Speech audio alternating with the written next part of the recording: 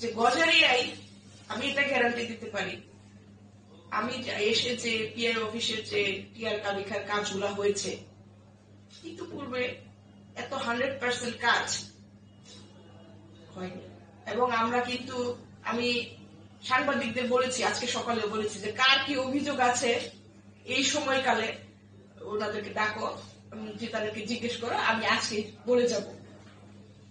তো বিষয়টা হয়েছে এই যে কাজটা যখন 5 আগস্ট পরবর্তীতে বিভিন্ন জায়গায় পত্রিকায় রিপোর্টিং হচ্ছিল, বিশেষ করে খুঁজে খুঁজে বের করা হচ্ছিল, এটাই স্বাভাবিক যে সরকার চেঞ্জ হয়েছে, আগের সরকার চেঞ্জ হয়ে নতুন একটা সরকার ফর্ম করেছে এবং এই যে সরকার গঠিত হয়েছে সেই সরকারের মানে মেইন উদ্দেশ্য যেটা মানে স্বচ্ছতা নিয়ে আসা কাজের ক্ষেত্রে এবং আগের থেকে আরো বেশি জনগণকে সেবা দেওয়া।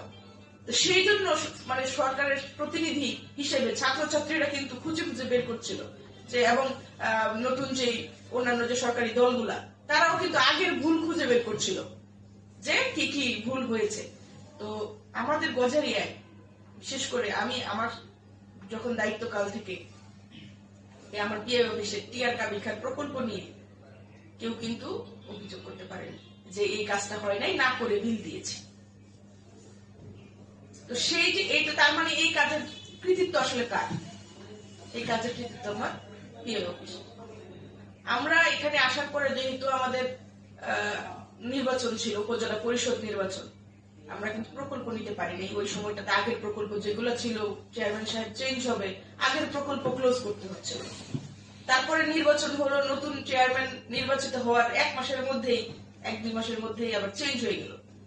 যার কারণে আমরা উপজেলা পরিষদ থেকে যে প্রকল্পগুলো নেয়ার আমাদের যে প্ল্যান করে আমরা প্রকল্পগুলো নিয়ে বাস্তবায়ন করব সেই সময়টা কিন্তু আমরা পাইনি। তারপরও আগের প্রকল্প যেগুলোতে আমি বিল দিয়েছি, আমি বলবো যে এই ক্ষেত্রে 100% ক্রেডিট আমাদের ইঞ্জিনিয়ার সাহেব। আমি যে কোনো ফাইল সাইন করার আগে ফোন দিতে ওনার সাথে মনে হয় আমার সবচেয়ে বেশি কথা হতো যে এই প্রকল্প আপনি ভিজিট করেছেন। আমি যেগুলো সম্ভব আমি নিজে ভিজিট করতাম, আর না হয় আমি বলতাম আপনি ভিজিট করেছেন কিনা, কারণ আমি ওনার উপর 100% ভরসা রাখতে পারতাম যে উনি যদি বলেন যে না আমি ভিজিট করেছি, কাজটা দেখেছি, তো উনি সেরকম অফিসার ছিলেন যে তাকে আমি ভরসা করতে পেরেছি। তো এটা কৃতিত্ব আমার উপজেলা ইঞ্জিনিয়ারের। এছাড়াও যে যখন যেহেতু আপনারা এই কথাটা বলেন এবং আমি নিজেও বলছি যে আমার দুয়ার সবার জন্য খোলা ছিল, যার কারণে সাধারণ মানুষজন নির্দ্বিধায় আসতো। তো স্বাভাবিক অন্য যে কোনো অফিসের সাথে রিলেটেড অমুক অফিসারের নামে বিচার, তার নামে বিচার, সে এই করছে সেই করছে, এইসব আমাকে বলতো। বলার কারণে আমি কিন্তু আপনাদেরকে ফোন দিতাম যে এই বিষয়টা সলভ করে দেন। অনেক সময় আমার এই ইঞ্জিনিয়ার অফিসের কাজগুলো নিয়ে লোকজন আসতো, অমুক জায়গায় কাজ পেন্ডিং, ওইখানে 3 মাস ধরে কাজ হচ্ছে না, ইট খারাপ দিচ্ছে। এই বিষয়গুলো আমার এই মানুষের অ্যাক্সেসের কারণেই কিন্তু আমি সেটা জানতে পারতাম যে অমুক জায়গায় ড্রেনে পানি জমে আছে, নিষ্কাশন হচ্ছে না, তারপরে নির্মাণ কাজের ত্রুটি।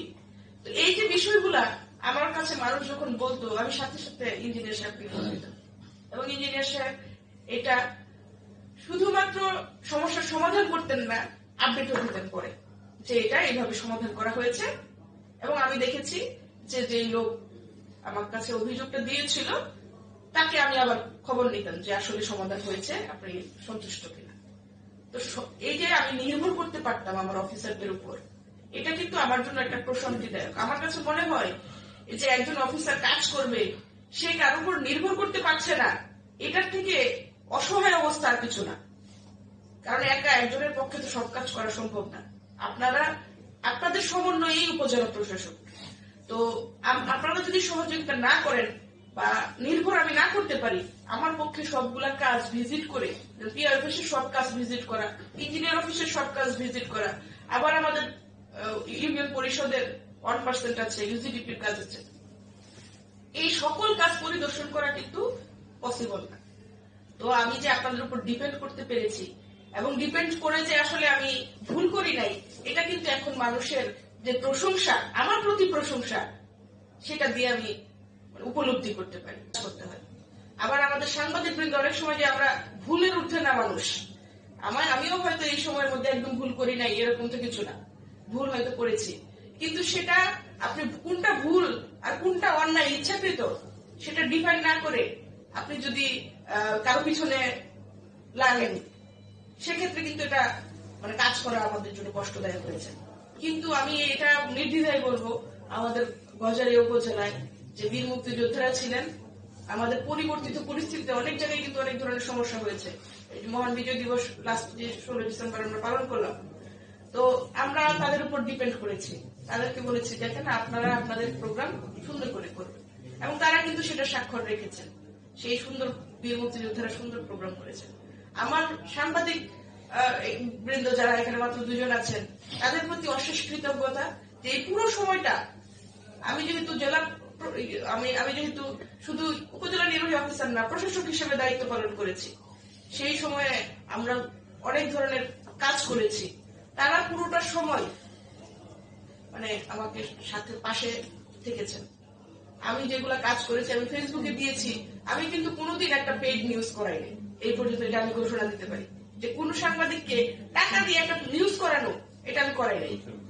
তারপরও আমি যেই জায়গায় যেই কাজ করেছি, আমি যদি এটা গ্রুপে দিয়েছি বা ফেসবুকে দিয়েছি, তারা সেটাকে নিউজ করেছেন।